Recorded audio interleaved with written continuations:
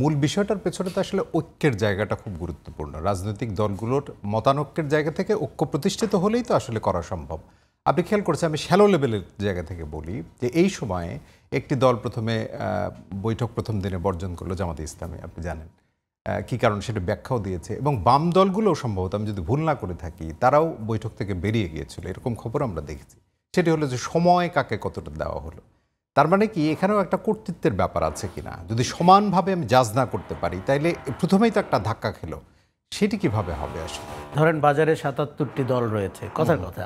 এখন আপনি তো ৭৭টি দলের সাথে সম আচরণ করতে গেলে এই সংস্কার নিশ্চয়ই ৭৭ বছরের মতো সময় লাগবে, হবে না। তার মানে এটি করা যাবে না। তার মানে হচ্ছে যে আপনি বুঝে বুঝে করবেন। যেমন বিএনপি গত 10 মাসের ভেতরে 8 মাসই ভাবছিল যে তাকে আপনি মার্জিনালাইজ করার চেষ্টা করছেন, তাকে আপনি ওই যে পলাতক শক্তির মতোই আরও একটি বড় শক্তিকে আপনি অ্যাড্রেস করেছেন, এবং সেখানে বিএনপিকে, এবং কোনো কোনো সিমটম মনে হয়েছে বিএনপির কথায় যুক্তি আছে। আর জামাতে ইসলামীকে আমাদের মনে হয়েছিল যে তাদের একটা নতুন আস্ফালন, একটা নতুন জোয়ার তৈরি হয়েছে তাদের কথাবার্তা আচরণে। এনসিপি দেখেন, বয়স মাত্র ফেব্রুয়ারি থেকে 4 মাস, তাকে কিন্তু আপনি তৃতীয় দল হিসাবে কেন কাউন্ট করছেন? You can't. কারণ হচ্ছে সে তো নতুন সদ্য গজায়িত একটি দল, তার জায়গায় কমিউনিস্ট পার্টি আছে, তার জায়গায় গণতন্ত্র মঞ্চ আছে, আরও অন্তত 5টি দলের নাম আমি বলতে পারবো। তার মানে ট্রিটমেন্টটি লেভেল প্লেয়িং ফিল্ডের না, ইকুয়াল ট্রিটমেন্ট না। মানুষের মনোজগতেও কি বিষয়টা এরকম? মানে মানুষের মনোজগতে দেখুন, অভ্যুত্থানকারী শক্তি, ছাত্র তরুণরা, এটি নিয়ে মানুষের কোনো সন্দেহ নাই। কিন্তু তার রাজনৈতিক দলের নাম এনসিপি কিনা, এটি আমাদের কাছে একটু ফিকে হয়ে আসছে। কেন ফিকে হচ্ছে? কারণ অভ্যুত্থানের শক্তি রাজনৈতিক শক্তি হিসাবেও প্রভাবশালী হবে, এটি তো অনেকের প্রত্যাশা, মানুষেরও হয়তো প্রত্যাশা। কিন্তু প্রত্যাশার জায়গাটি কি তারা পূরণ করতে পারছে, নাকি তারা মানে ছোটোখাটো কুরুচিপূর্ণ বিষয় নিয়ে ব্যস্ত হয়ে গেছে?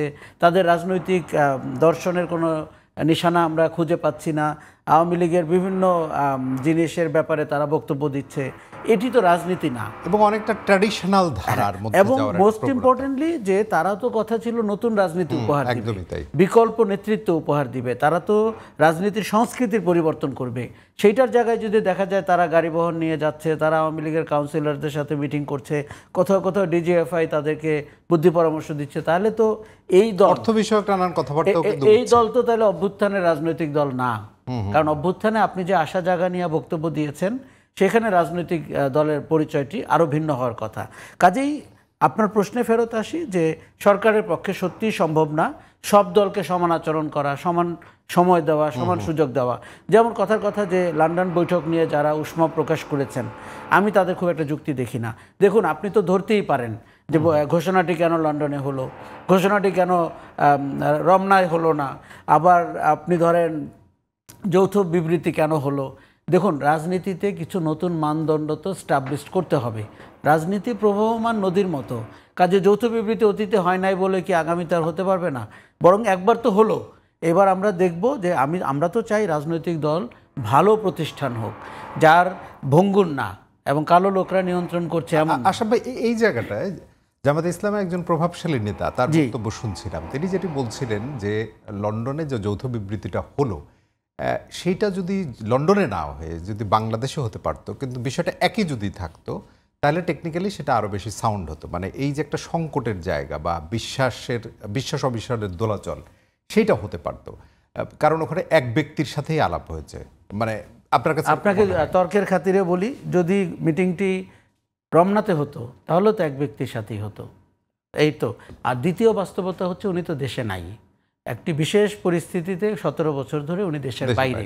কাজেই মিটিংটি করতে হলে, এবং আপনি মধ্যপ্রাচ্যে দেখেন কারো কারো মিটিং তো কাতারে হয়, যে গাজার নেতৃত্ব, তাহলে কি হলো?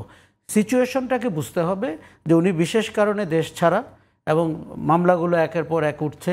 আমরা মনে করি যে তার দেশে ফেরা উচিত, দলের নেতৃত্ব নেওয়া উচিত, নির্বাচনে জনগণের মুখোমুখি হওয়া উচিত, ভালো মন্দ যাই হোক মানুষের প্রশ্নের উত্তর দেওয়া উচিত। কাজেই তার একটা শুরু লন্ডনে হলো। আমি এগুলোকে একদম বড় করে দেখছি না, বরং আমি দেখছি আউটকামটি কি। দেখুন, আমরা নির্বাচন নিয়ে গত 7-8 মাস, আমি নির্বাচনকে ইভেন্ট বলেছি এই অর্থে যে এটি একটি সারা দেশে ঘটতে হবে বিষয়টি, কিন্তু নির্বাচন যে অতি গুরুত্বপূর্ণ এতে নিয়ে আমার কোনো সন্দেহ নেই। বিশেষ করে যখন 17 বছর মানুষ ভোট দেয়নি, এবং যে বিশেষ করে যখন নির্বাচন প্রশ্নের মুখে পড়েছিল এবং আপনি জানেন যে এখন আমরা খুঁজছি গত 3টি খারাপ নির্বাচনে কুশীলব কারা ছিলেন। কাজেই দেশটি ভয়ঙ্কর জায়গায় চলে গেছিল। গণতান্ত্রিক প্রক্রিয়ার একটা খুবই ইম্পর্ট্যান্ট পদক্ষেপ হচ্ছে নির্বাচিত সরকার। কাজেই এখন অনেক অরাজনৈতিক অনির্বাচিত ব্যক্তিবর্গকে আমরা দেখছিলাম পাওয়ারফুল হয়ে যাচ্ছেন। ইউটিউবাররা ঠিক করে দিচ্ছেন সরকার কি করবে কি করবে না, তরুণরা কি করবে কি করবে না। এগুলোর চেয়ে একটি রাজনৈতিক দল যাকে জবাবদিহি করতে হয়